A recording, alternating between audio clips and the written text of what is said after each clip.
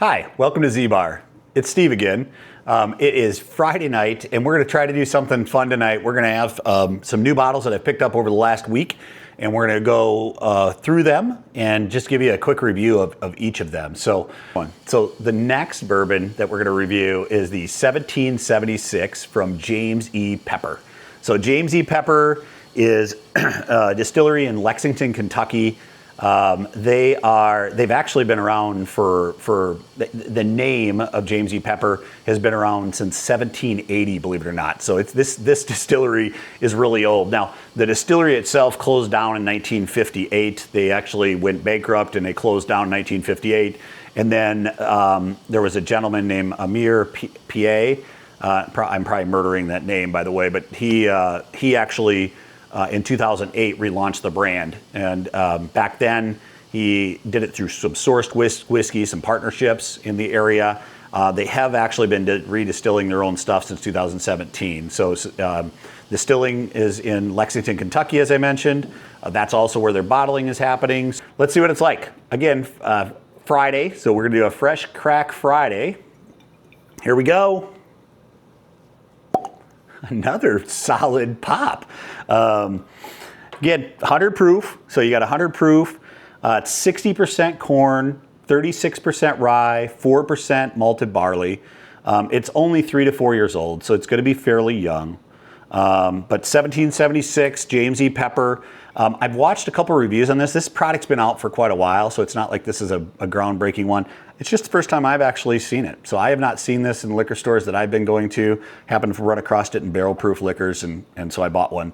And quite honestly, Chad, the general manager up there, was like, dude, it's really good. You'd be shocked at how good it is. And I'm like, all right, for $30, how can I not try it? So here we go. We're going to give it a shot.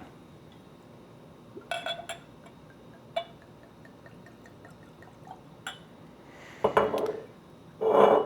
mean, it's got a nice amber color to it. And to be honest with you, it's actually kind of sticking to the glass a little bit more. The legs that we talk about all the time, it's sticking to the glass a little more than I would think a 3-4-year-old bourbon would. Usually I don't find those to be, that mouthfeel that they talk about, oily mouthfeel, but that's a sign that it's going to probably have a little bit more of an oily mouthfeel than I think. Honestly, that's a pretty good pour right now, and the color looks pretty good. So I must have cocoa on the brain because I'm getting a cocoa smell on this thing again that I had on the last thing, or maybe it's left over from tasting the Penelope Old Fashioned that I just tasted. There's probably some nuttiness and some marmalade. I mean, it's got a really high mash bill, high rye mash bill, so that 36% rye should have those rye spices coming through, and I think I'm picking those up. It's got a nice nose to it. It's not overwhelming, and it's not super ethanol-y for a young bourbon. All right, let's give it a taste.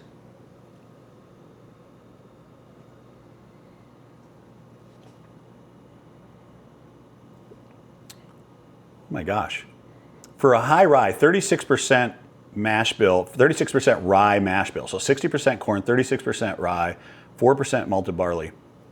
It's got a ton of caramel, and I say that on all these guys. You'll probably, by the end of this, after you watch a number of these, you'll make fun of me about, you say everything's caramely.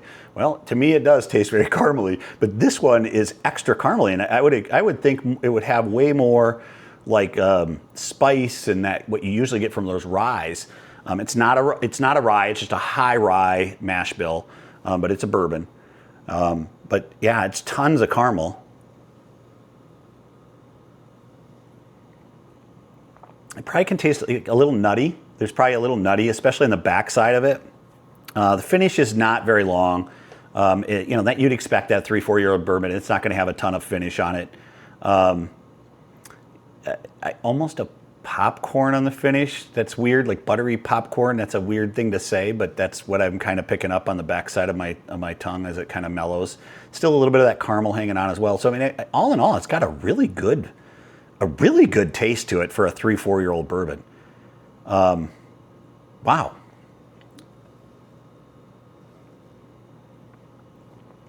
honest to God, I would put this up against anything else in that $30, $40 price range. I mean, there's nothing else that I would say, oh my gosh, it's knocking the socks off this stuff. This is a really good budget bourbon. So for $30, this belongs in your bar. I absolutely think this is one of the better $30, $25 to $30 bourbons. And when I was doing research on it, it sounded like you can find this for in the 20s, 20, 25. I paid 30 for it. That's what it was at Barrel Proof. But I honest to God, I think this is not just as a mixer. This is a really good low-end bourbon. So I would have it on your bar, and I think people would really enjoy it when they come over. So ZBar rating. So as a ZBar rating, I think this one's a 3-star. I mean, I'm not going to give it the big, 4 or 5 stars. It's certainly not that.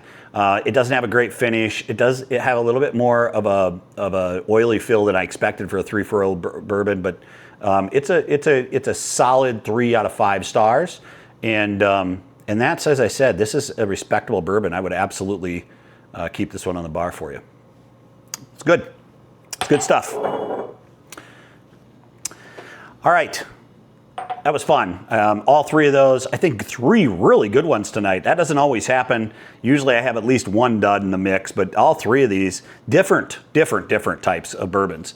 The Penelope certainly is just a mixer. It's all pre-made. It's not a mixer. It's pre-made mix for you. But what a great winter drink.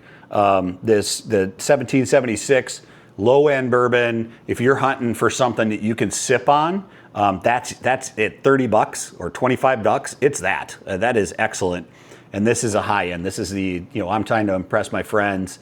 Let me pull out the $325 bottle and show them something that's truly knocked their socks off.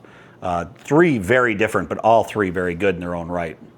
So a lot of fun tonight. I hope you had a great time. Happy Friday for you that are watching this on a Friday, hopefully. But I'm so enjoying these guys. Please give me a subscribe. Give me some comments. Let me know what you're looking for. I want to keep making videos that you guys want to see. So I do have a hunt that I've taped. So that should be coming up here in the next week or so that I'll get that posted. Maybe even the next couple of days we'll get that posted. I've got a couple more that are in the works. We're going to start something kind of special. I'm probably going to do my first live. Maybe tomorrow, in fact, my first live. So that'll be the first time I'm going live. So a lot of fun stuff coming. If you want to follow along, please subscribe. That's the best way to do it. That way you're going to get notified. Hit that bell. You'll get a notification when I'm posting something up. But again, having so much fun with this. I hope you are as well. Have a great night. Cheers.